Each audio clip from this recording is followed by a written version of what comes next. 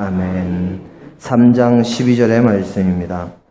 아담이 이르되 하나님이 주셔서 나와 함께 있게 하신 여자 그가 그 나무 열매를 내게 주므로 내가 먹었나이다. 아멘. 할렐루야. 네, 오늘 이렇게 한자리에 모여서 함께 하나님을 예배하는 우리 모든 믿음의 백성들에게 우리 아버지 하나님의 크신 은혜와 능력과 사랑이 언제나 그리고 어디서나 함께 하시기를 주님의 이름으로 축원합니다. 지난 2주간 새벽 예배와 수요 예배 그리고 주일 예배로 성도님들을 만나지 못하다가 이렇게 다시 만나니까 정말 참으로 반갑습니다.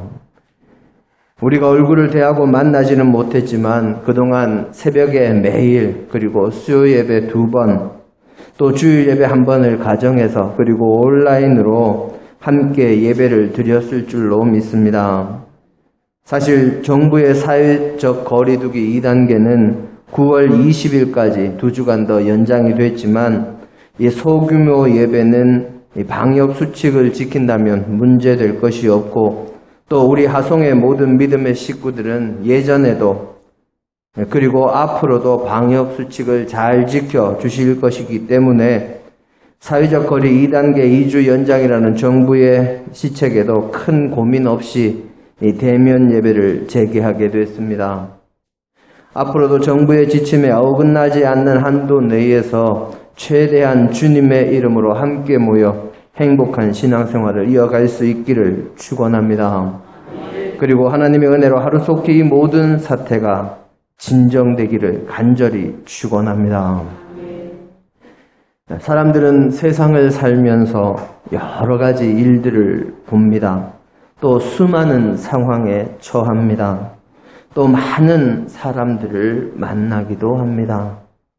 그런데 같은 일을 보아도 같은 상황에 처해도 또 같은 사람을 만나도 모두가 다 생각하는 것이나 반응하는 것이나 마음에 담는 것이 사람마다 다 다릅니다.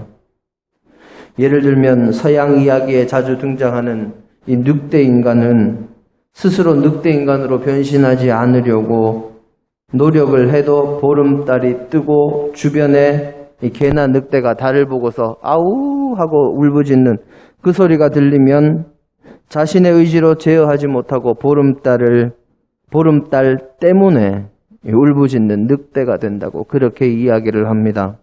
그런데 보름달을 보면서 보름달의 아름다움과 또 밝음과 또 마음의 그 감정을 잘 표현해서 시를 쓰는 보름달 덕분에 시인이 되는 사람도 있습니다.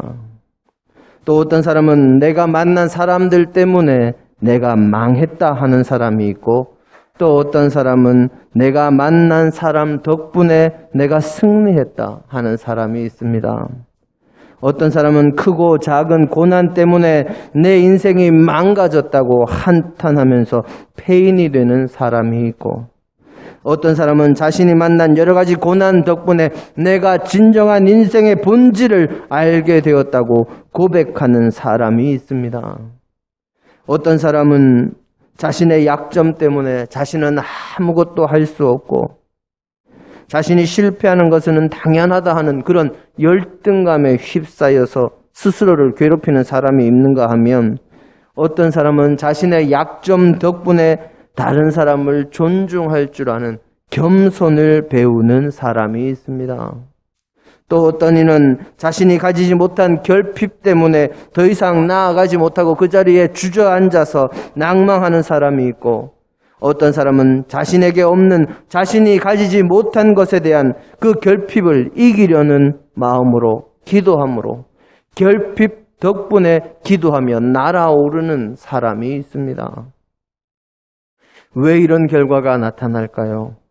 왜 똑같은 상황에 처하고 똑같은 상황을 만나고 똑같은 일을 보면서 어떤 사람은 그것 때문에 불평과 원망과 불만을 토로하면서 그 자리에 주저앉아서 낭망하고 좌절하며 실패에 몸부림치고 또 어떤 사람은 그것들 덕분에 오히려 모든 것을 극복할 수 있게 되고 잘 되고 기뻐하며 성공할까요? 모두가 똑같은 조건, 똑같은 상황, 똑같은 만남 속에서 성공과 실패, 그리고 때문에와 덕분에가 나뉘는 원인이 무엇일까요? 요즘처럼 어려운 시기에 우리 믿음의 사람들이 정말 한 번은 짚고 넘어가야 할 점입니다. 때문에와 덕분에, 그리고 성공과 실패가 나뉘는 그 원인이 무엇일까요? 그 원인은 딱 하나밖에 없습니다. 누구든지 하나님을 멀리하면 멀리할수록 때문에라고 불평하고 불만하고 그리고 원망하지만 누구든지 하나님과 가까이 하면 가까이 할수록 덕분에라고 기뻐하고 감사하며 찬양과 영광을 하나님께 돌리며 행복해합니다. 우리가 잘 아는 성경 속의 인물들 가운데 같은 처지, 같은 상황을 만났던 사람이 있습니다. 바로 이스라엘의 왕이었던 사울과 다윗입니다. 이 사람들은 둘 다 이스라엘의 왕이라는 점은 같았습니다. 그런데 그 끝은 완전히 달랐던 사람들입니다. 그들의 시작은 비슷했고 왕이 되었던 것은 똑같았었는데 왜 그 끝이 완전히 달라졌을까요? 그 이유는 바로 하나님을 가까이 하느냐, 그렇지 않느냐 하는 것입니다. 사울이 자신의 아버지의 집에 있을 때 아버지의 나귀가 없어진 것을 알고 찾으러 다니다가 사무엘 선지자를 만납니다. 그리고 그곳에서 이제 이스라엘 왕으로 세워질 것이다 하는 예언과 함께 기름 부음을 받습니다. 자신이 이미 왕으로 기름 부음을 받았지만 그는 모든 이스라엘 백성들 가운데서 왕을 뽑는 그 자리에 참석하지 않고 사람들이 다 모여 있으니 자신은 그냥 여행 도구들이 있는 여행 짐들 사이에 그냥 들어가서 숨어 있습니다. 그것이 사무엘상 10장 22절에 나온 이야기입니다. 그렇게 왕을 뽑는 자리에서 숨어 있었을 뿐만 아니라 그는 사무엘상 10장 27절의 말씀을 보면 모든 백성이 모인 자리에서 하나님의 선지자를 통해서 하나님께서 사울을 왕으로 뽑아주셨지만 이 무레배들이 사울을 왕으로 인정하지 않는 말을 하면서 함부로 악담을 해도 그는 별로 상관치 않았습니다.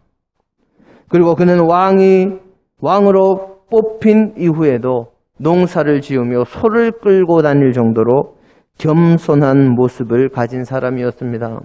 그것이 사무엘상 11장 5절에 기록이 되어 있습니다. 그렇게 겸손한 모습으로 있던 그에게 하나님의 신이, 하나님의 영이 그를 감동시키시니 그가 하나님의 손에 붙잡힌 도구가 되어서 하나님 덕분에 길르앗 야베스를 구하는 개선 장군이 되었고 마침내 이스라엘을 온전하게 진정하게 다스리는 왕이 되었다고 사무엘상 11장 6절이 하는 기록하고 있습니다. 그랬던 사울이 교만해지고 인간적인 생각에 사로잡혀서 세상적인 것에 욕심을 내기 시작하니까 하나님께서 그를 버리십니다. 하나님의 명령으로 아말렉을 진멸하기 위한 전쟁을 수행하러 나갔을 때 그는 하나님의 말씀에 순종해서 하나님께서 명하신 전쟁을 수행했기 때문에 수월하게 승리할 수 있었습니다. 하지만 그가 양과 소로 대표되는 세상의 재물에 눈이 멀었을 때 하나님께서 그를 버리셨다고 사무엘상 15장 23절은 기록합니다. 그때 사울의 변명이 사무엘상 15장 21절과 24절에 기록되어 있는데 그때 그가 한 말에는 자신의 잘못에 대한 회개는 단 한마디도 없고 그저 백성들을 두려워해서 백성들 때문에 내가 이런 죄를 범했습니다 라고 그렇게 변명만 하고 있습니다. 이미 그의 마음이 하나님에게서 멀어졌기 때문에 일어난 일입니다. 그런데 한번 하나님께로부터 멀어졌어도 다시 회개하고 돌아서면 될 것을 사울은 결국 그렇게 한번 하나님을 떠난 이후에는 다시는 하나님 앞에 돌아오지 않았고 온전히 하나님을 따르지도 않았고 결국 그의 죽음 직전에 있었던 일은 그가 얼마나 하나님으로부터 멀리 떨어져 있었는가 하는 것을 잘 알게 합니다. 사무엘상 28장 7절 이하에 보면 사울은 자신이 하나님을 떠나고 마지막 때에 블레셋이 이스라엘을 침공해서 이 전쟁 상황이 어떻게 될까 궁금하기는 한데 하나님께 그냥 여쭈어도 하나님께서 응답하시지 않습니다. 죄악으로 가득 차 있고 이미 하나님을 떠나서 살고 있다가 자기가 필요할 때만 하나님께 여쭈니 하나님께서 응답하시지 않은 것이지요. 그렇게 하나님께서 자신에게 응답을 주시지 않을 때 그가 했던 일이 무엇인가 하면 바로 신접한 여인, 무당을 찾아갔다고 그렇게 성경은 기록합니다. 결국 그의 마지막은 패배와 자살이요. 자식들과 한날 같이 죽는 그런 비극이 일어났습니다. 다윗은 양치기로 있으면서 다른 사람들에게 인정받지 못할 그때에 그는 하나님을 늘 찬양했고 많은 시편으로 하나님께 영광을 돌렸습니다. 그렇게 하나님과 가까이 하는 다윗에게 왕으로 기름 부음이 부어졌고 하나님의 도우심으로 골리앗과 블레셋을 물리치는 전쟁 영웅이 되었지만 사울이 죽인 자는 천천히요 다윗이 죽인 자는 만만이로다 하는 이 여인들의 노래소리 때문에 사울의 시기를 사서 하루아침에 전쟁 영웅에서 왕에게 쫓기는 신세가 되었습니다. 하지만 그는 사울에게 쫓겨서 목숨이 위협받는 상황에서도 광야로 쫓겨나서도 궁핍한 와중에도 온갖 어려움이 있는 가운데도 하나님만 의지하는 모습을 보여줍니다. 그는 자신이 사울을 피해서 도망다니는 그 처지였음에도 블레셋군이 그일라라는 성을 침공한다는 소식에 사무엘상 23장 2절과 4절을 보면 하나님께 하나님 제가 그일라에 가서 그들을 구원할까요? 하나님 제가 그들을 구원할 수 있겠습니까? 그렇게 묻고는 그일라를 구원하러 갑니다.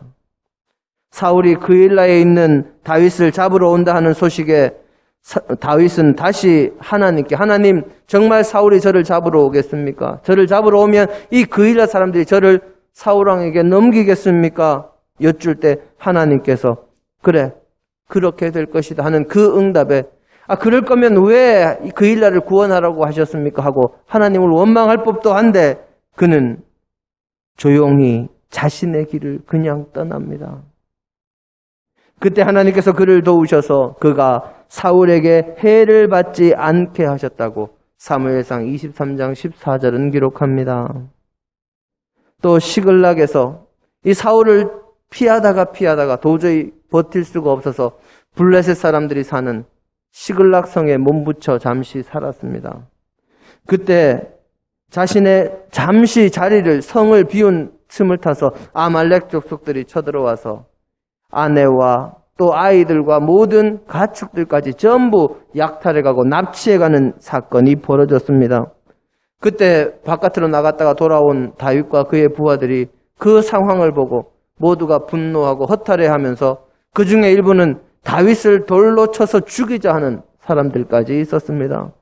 부하들이 자신을 돌로 치려고 하는 그렇게 매우 위급한 상황 속에서도 다윗은 하나님께 여쭙고 하나님의 응답에 따라서 자신의 가족들을 찾으러 떠나는 그런 모습을 보여주었고 결국 그 모든 어려움을 이겨내고 승리할 수 있었습니다. 그것이 사무엘상 30장 6절 이하에 기록이 되어 있습니다. 그렇게 늘 하나님을 의지함으로 그는 하나님의 도우심으로 이스라엘의 왕이 될 수 있었습니다.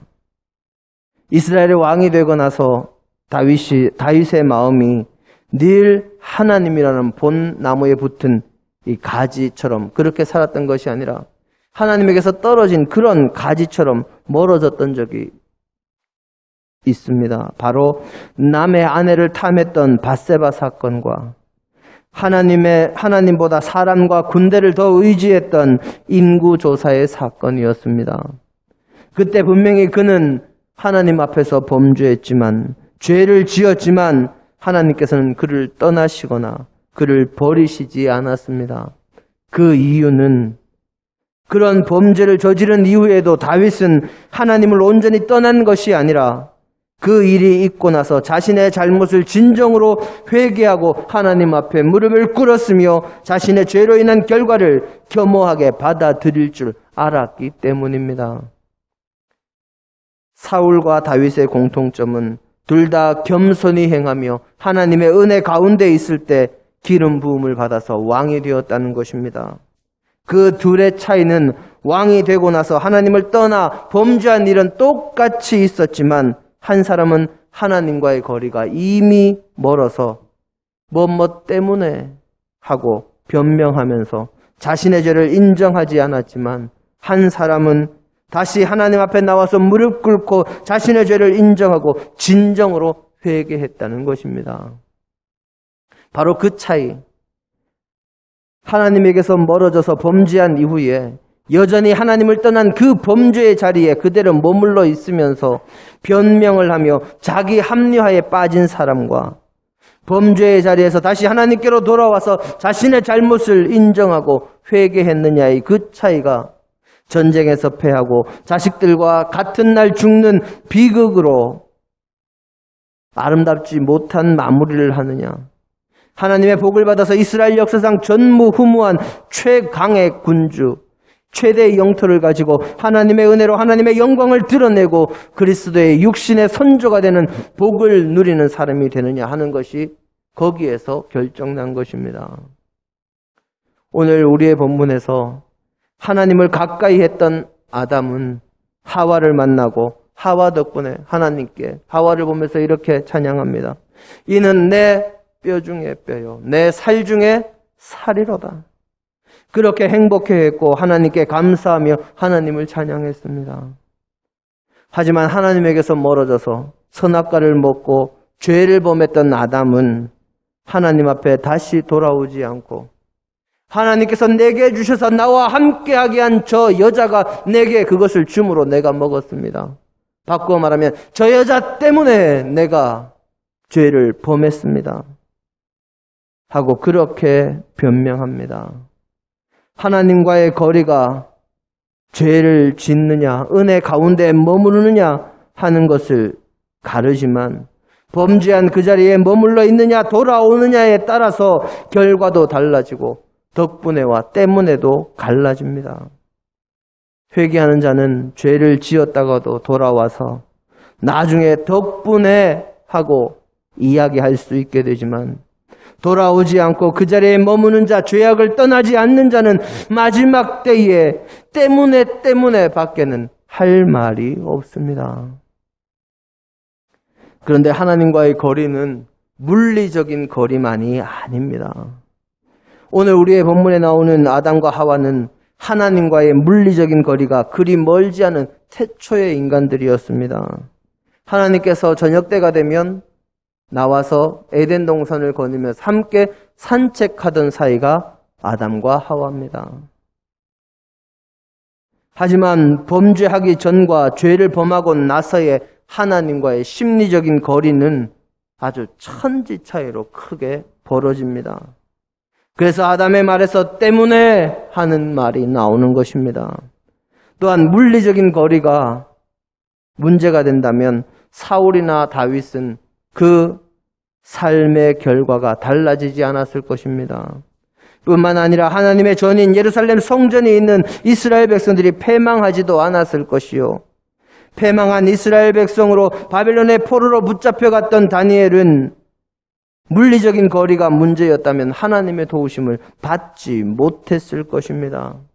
다니엘은 물리적인 거리, 육신의 거리는 하나님으로부터, 이스라엘로부터, 예루살렘 성전에서 멀리 떨어져 있었지만 그의 마음만은, 그의 심령만은 하나님과 늘 함께 동행했기에 그는 하나님의 은혜로 사는 사람, 하나님의 도우심과 능력으로 사는 사람이 되었고, 사자굴 속에서도 건짐받고 말세에 대한 환상을 보는 특별한 사랑도 받은 사람이 되었습니다. 우리의 예배도 장소의 문제가 아닙니다. 방식의 문제가 아닙니다. 내가 얼마나 간절히 올바르게 그리고 열심으로 하나님 앞에 나아가느냐 하는 것이 문제입니다. 물론 하나님 앞에 모여서 함께 예배할 때 있는 장점은 분명히 있습니다. 어떤 장점일까요? 첫째는 함께 모일 때 게으름이 틈을 타지 못합니다. 모이지 않으면 조금 게을러집니다. 사실 인터넷으로 온라인으로 예배드리면 그냥 다른 것 하고 있다가 예배 5분 전에 대충 씻고 와서 앉아서 예배 드려도 되지만 함께 모여서 예배 드리려면 최소한 1시간 전부터는 준비하고 마음을 하나님께로 향하고 움직여야 주님 앞에 나올 수 있습니다. 게을러질 때 사탄이 틈을 탑니다. 다윗과 밧세바의 그 사건이 언제 일어났습니까? 사무엘하 11장 2절을 보면 다윗이 낮잠을 잤는데 언제 일어났는가 하면 저녁이 될 때 침상에서 일어났다 기록이 되어 있습니다. 이렇게 게을러질 때 사단이 틈을 타서 사람이 범죄하게 되는 것입니다. 그래서 모이는 예배가 참 중요합니다. 두 번째로는 우리가 모여서 예배할 때 성도의 교제를 통해서 더 깊고 더 넓은 은혜를 체험할 수 있습니다. 사람들이 경험하고 체험하는 것은 한계가 있을 수밖에 없습니다. 하지만 각자 경험의 폭이 제한될 수밖에 없지만 우리가 함께 모여서 예배하며 은혜를 나누면 내가 받은 은혜, 내 옆에 있는 성도가 받은 은혜, 그리고 저 권사님이 받은 은혜, 이 이야기를 서로 나누다 보면 하나님께서는 이렇게도 은혜를 주시는구나, 이렇게도 도우시는구나, 이렇게도 이끄시는구나 하며 은혜 체험의 폭이 훨씬 넓어지고 또한 깊어집니다. 그리고 세 번째로 모여서 함께 예배할 때 고난 가운데 도움과 위로가 되고 신앙적인 열정이 식지를 않습니다. 고난받을 때 함께하는 성도, 함께하는 목회자가 있다는 것이 얼마나 큰 도움과 의지가 됩니까? 어려움을 당했을 때 그리고 순교자들도 서로를 보면서 의지하면서 순교의 길을 갈 수 있었습니다. 또한 혼자 하면 어려울 때 낙담하기 쉽지만 함께하면 서로에게 위로가 돼서 어려움을 이겨낼 수 있습니다. 뿐만 아니라 어려운 성도들을 서로 성도들 간에 도운 기록이 바울 서신에 잘 나타납니다. 예루살렘 교회가 어려울 때 다른 교회들이 도움을 준 일이 고린도전서 16장 1절에 다른 교회들이 연보를 모아서 예루살렘 교회를 도왔다 하는 기록이 있고 또 어려운 성도들을 돕는 연보를 했던 일이 고린도후서 8장 2절에 기록이 되어 있습니다. 이런 장점들을 볼 때 모든 성도들이 모이기에 힘써야 하는 것이 정말 옳은 일이요 바른 일입니다. 하지만 그것이 특수한 상황이 될 때, 요즘처럼 모든 모임을 유보해야 되는 상황이 될 때는 모이더라도 여러 가지를 주의해야 합니다. 우리의 예배가, 우리의 기도와 찬양이 우리가 모여서 하는 것 때문에 우리 자신과 이웃에게 위험이 될 수 있기 때문에 그렇습니다. 정말 믿음의 사람이라면 순교자들처럼 그리고 사무엘처럼 목에 칼이 들어와도 예배를 지키는 것이 맞습니다. 예배의 자리를 지키는 것이 맞습니다. 하지만 내가 드리는 예배가 나와 성도들의 모임이 이웃을 향한 위험, 칼이 된다면 우리는 과감하게 모임을 포기하고 하나님과 나와의 관계 그리고 하나님과 나와의 영적인 거리에 더욱 집중해야 하는 것입니다. 예배 모임만을 금지한다면, 하나님 앞에 모이는 것만을 금지한다면 반드시 목숨을 걸고 저항하고 싸워야 하지만 모든 모임에 대해서 유보와 금지를 명한다면 판단의 기준이 달라져야 하는 것입니다. 신앙인에게 무소무지하신 하나님을 믿는 사람에게 물리적인 거리는 중요하지 않습니다. 우리의 마음, 우리의 영혼과 하나님과의 거리가 얼마나 되는지가 더욱 중요한 것입니다. 우리의 심령이 하나님을 가까이 할 때 때문에보다 덕분에로 살게 됩니다. 은혜 가운데 승리하고 기뻐하며 행복한 신앙생활, 하나님의 영광을 드러내는 신앙생활을 하나님과의 나와의 영적인 거리가 가까울 때 할 수 있습니다. 이 시간 이 자리에 함께한 우리 모든 성도님들이 육신의 거리, 물리적인 거리가 아니라 마음의 거리, 영혼의 거리가 하나님과 날마다 가까워지므로 덕분에로 살며 하나님의 영광을 드러내는 지혜로운 믿음의 백성들이 다 되시기를 주님의 이름으로 축원합니다. 함께 기도하십니다. 아버지 하나님, 오늘도 주께서 우리와 함께 하시고 우리를 도우심을 감사를 드립니다. 아버지여, 저희가 육신의 거리에만 집중할 것이 아니라 진정으로 하나님과 나 사이에 영적인 거리에 더욱 집중할 수 있는 믿음의 백성들이 되게 하옵소서. 그리고 잠시 멀어지더라도 다시 주님 앞에 돌아와 엎드리며 주님과 함께 할 수 있는 지혜로운 믿음의 자녀들이 되게 하옵소서. 예수님 이름으로 기도드립니다. 아멘.